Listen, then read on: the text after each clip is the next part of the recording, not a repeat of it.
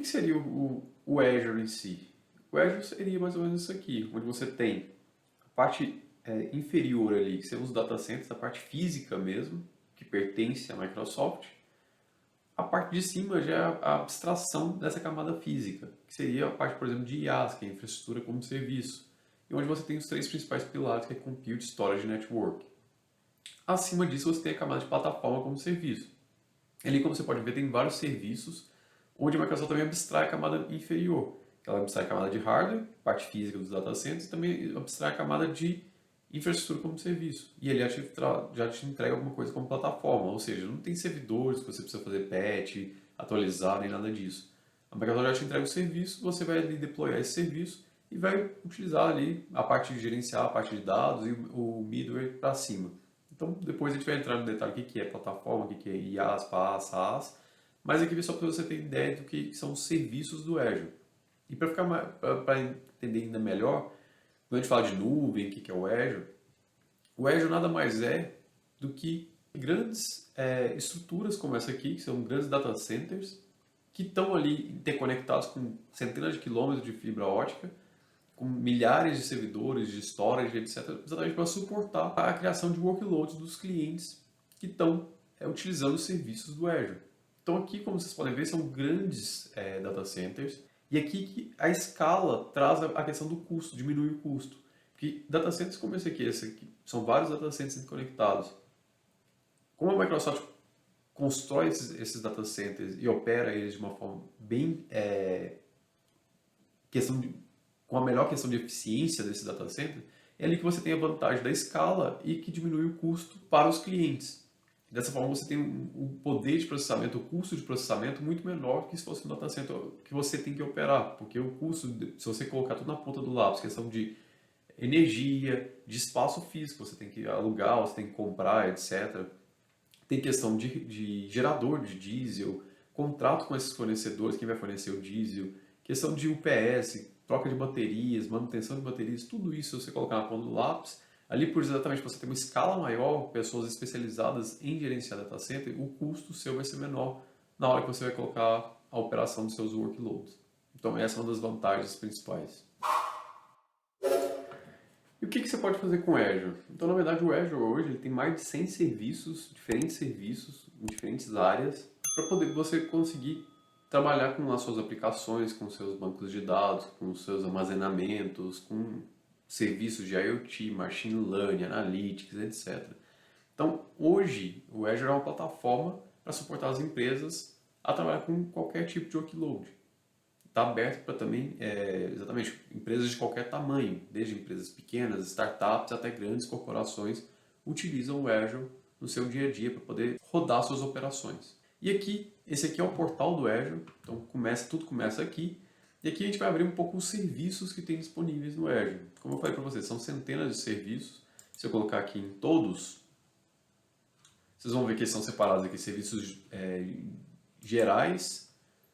E aqui eu posso separar também por tipo. Então aqui parte de computação, então tem desde máquinas virtuais, app service, que são a parte já de serviços de aplicações para você armazenar, hostear suas aplicações, discos, Kubernetes service, container instance, functions, VMs no modo clássico, que é uma versão anterior, diferente do tipo de arquitetura que trabalhava antes.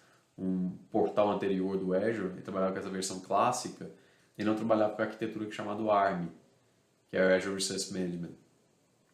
Aqui também tem vários outros serviços, na parte de compute, parte de network, mesma coisa, vários serviços relacionados a network, como DNS, DOS Protection, Private Link, Bastions, Traffic Manager, Network Watcher, Load Balance, VNet, que aqui é a parte de Virtual Networks, vários serviços relacionados à rede, serviços de storage, vários serviços relacionados com storage também, parte de web, API Management, CDN, parte do Static Web Apps, API Connections, mobile, containers, database. Database você tem databases convencionais como SQL, que já são padrões, inclusive da própria Microsoft. Também tem bancos de dados no formato IaaS e PaaS, e aqui você também tem recursos aqui também open source, como MySQL ou MySQL, também o MariaDB, Postgre. Então você também tem vários recursos diferentes, então tanto de bancos relacionais como bancos não relacionais, como o CosmoDB também. Parte de Analytics, inclusive o Power BI Embedded, você consegue colocar dentro das suas aplicações dashboards do Power BI embedados na sua aplicação, você utiliza o serviço dentro do próprio Azure. Então, vários outros serviços, Stream Analytics, para trabalhar com dados em streaming, Event Hub também, com dados em streaming também, Synapse Analytics, Databricks, também para poder pensar mais na parte de Analytics, tanto a parte de engenharia de dados quanto ciência de dados. Parte de Azure Machine Learning, também AI e Machine Learning. Então, toda a parte de serviços, tanto para você construir seus próprios modelos de Machine Learning, quanto serviços cognitivos do Azure, que seriam modelos já construídos, que eu não preciso pôr a mão na massa, criar nenhum modelo, eu posso somente consumir através de APIs, também você consegue também trabalhar com eles aqui. Serviços voltados para IoT, ou seja, internet das coisas, também vários serviços aqui relacionados.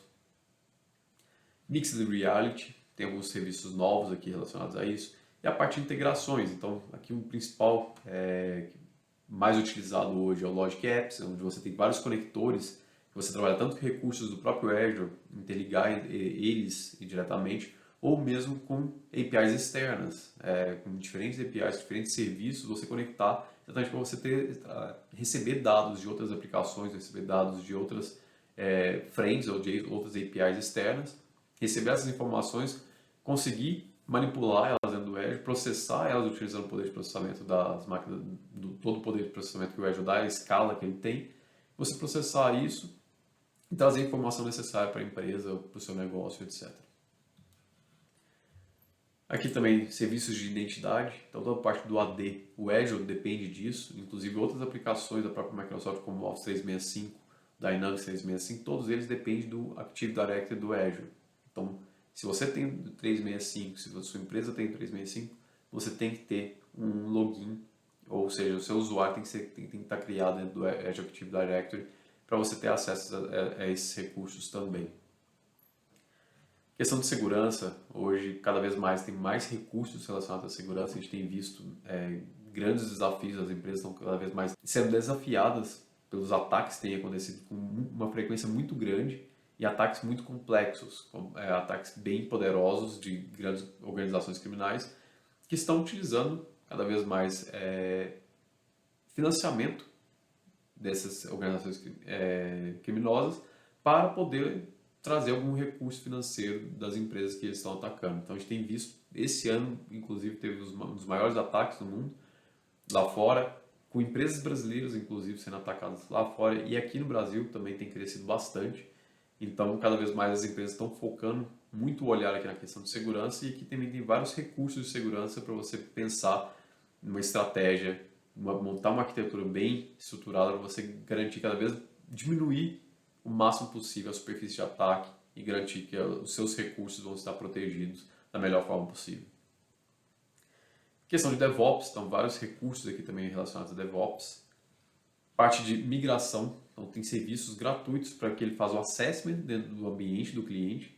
Então você consegue instalar, por exemplo, uma máquina virtual dentro do vCenter, que seria um cluster que seria tipo a máquina, o host principal dentro de uma estrutura de VMware. E ali ele pega todas as máquinas virtuais que estão ali dentro, ele consegue fazer o assessment desse ambiente. Pode ser também com o Hyper-V da Microsoft. Ele instala uma máquina virtual nesses ambientes, coleta as informações dessas máquinas virtuais que estão dentro desse host e passa isso para o Azure, para ele vai fazer um assessment para definir, por exemplo, qual é a quantidade necessária qual o tamanho de máquina necessário para fazer essa migração para o ambiente na nuvem, tamanho de disco, questão de rede. Tudo isso já te dá um assessment, fazer uma estimativa, qual vai ser seu custo quando você migrar isso para a nuvem. Então isso ajuda bastante para você preparar e ter uma noção qual vai ser o custo quando você fazer essa migração. Parte de monitoramento do seu ambiente, questão de gerenciamento, governança, isso aqui também é bem importante. Depois a gente vai entrar um pouco mais em detalhes do porquê cada vez mais é importante pensar em governança também, desde o primeiro momento que você migra seus recursos para o Azure. Parte de Intune, e aqui outros diversos serviços, alguns em preview, outros já estão, os que não estão escritos em preview estão em GA, que eles chamam, que seria General Availability, ou seja, estão disponíveis com SLA já trabalhando. Quando a gente tem preview aqui, normalmente os custos são menores e também ele não tem SLA. Então normalmente você não utiliza esses recursos que estão em preview para colocar ambientes em produção. Exatamente porque como você não tem SLA, se der algum problema não tem suporte sobre isso. Mas vale a pena você testar, fazer POC, fazer pilotos para você entender como é que aquela tecnologia nova está entrando. Além dos serviços do próprio Azure que a Microsoft fornece, você também tem serviços criados por parceiros que disponibilizam esse serviço dentro do Marketplace do Azure. Então aqui no caso você tem Marketplace e aqui vários serviços que são criados. Então se você tem uma empresa, você desenvolve uma aplicação que está baseada no Azure, você pode fornecer isso para que outros clientes também utilizem esse mesmo recurso. E aqui você tem um Marketplace que você consegue colocar essa aplicação para que diretamente dentro do próprio tenant desses clientes, eles consigam contratar o seu serviço. Você vai receber diretamente da Microsoft por essa contratação. E aqui, vários serviços diferentes também, iniciativas. Então, se eu for olhar aqui por categoria, eu posso verificar, por exemplo, com a parte de compute. Eu tenho servidores de Red Hat, Debian, Ubuntu, CentOS, Citrix, Lamping, Angular. Então, diferentes tipos aqui de serviços. Se eu for pegar, por exemplo, a parte de database, também diferentes databases aqui como Stonefly, Dremel, Apache. Aqui em Developer Tools também, diferentes serviços também relacionados à parte de development. Também disponíveis aqui para você contratar e aqui está o valor do plano para esses recursos. Então, qualquer empresa hoje pode virar uma parceira da Microsoft e colocar a sua solução disponível no Marketplace para que outros clientes consigam usar ela e vai ser pago. A Microsoft diretamente fecha aqui, no caso, o próprio portal do Azure e você vai receber direto da Microsoft esses recursos. Ou, dependendo do tipo de contratação, o cliente que está adquirindo aquele ali pode também pagar diretamente para você. Então, tem várias formas diferentes no Marketplace. Você tem outras soluções que não são desenvolvidas pela Microsoft para você utilizar dentro do Azure. Quando você cria a sua assinatura no Azure, a primeira coisa que você vai criar, na verdade, vai ser exatamente isso aqui, o subscriptions, ou subscrição. Ele vai criar aquela subscrição e dentro daquela subscrição é o local onde você vai começar a criar os recursos do Azure. E aqui dentro da subscrição também você tem limites, tem cotas aqui para a quantidade de VMs, de storage, de outros recursos de rede, etc. Eles são baseados em subscrições. Então, dependendo da organização da empresa que está utilizando, ela pode ter N subscrições e dividir, por exemplo, recursos do que está em produção para uma subscrição do que está em desenvolvimento para outra subscrição. Porque assim facilita para ele depois fazer a governança e definir políticas específicas para cada tipo de ambiente, restringindo isso. E lá dentro ele pode colocar, dentro de Resource Groups, que seriam containers lógicos ali, ou fazer uma analogia, como se fosse uma pasta do Windows, onde você colocar os arquivos, Excel, PowerPoint, etc. Dentro do Azure, você vai criar os Resource Groups, que é onde você vai criar os recursos. Máquina virtual, storage, network, entre outros recursos. Normalmente, uma conta do Azure começa dessa forma, onde você tem a conta principal aqui em cima, as subscrições, como eu falei, cada empresa trabalha de uma forma diferente, tem uma hierarquia diferente. Então, ela vai estruturar as subscrições, os grupos de gerenciamento, de acordo com a estrutura que ela tem hierárquica mesmo, para poder facilitar a aplicação de políticas, gerenciamento, controle de custos, entre outras coisas. E abaixo da conta do Azure, que seria o tenant aqui, tem as subscrições, e abaixo das subscrições são os Resource Groups, que eu fiz aquela analogia com a pasta do Windows, onde você vai criar aquele container lógico, onde ali dentro você vai criar os seus recursos, que seja storage, rede, network, etc.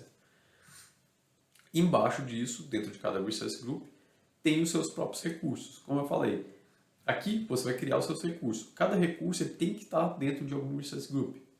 Então é necessário que ele esteja dentro do Resource Group. Ele não pode estar em mais de um Resource Group também.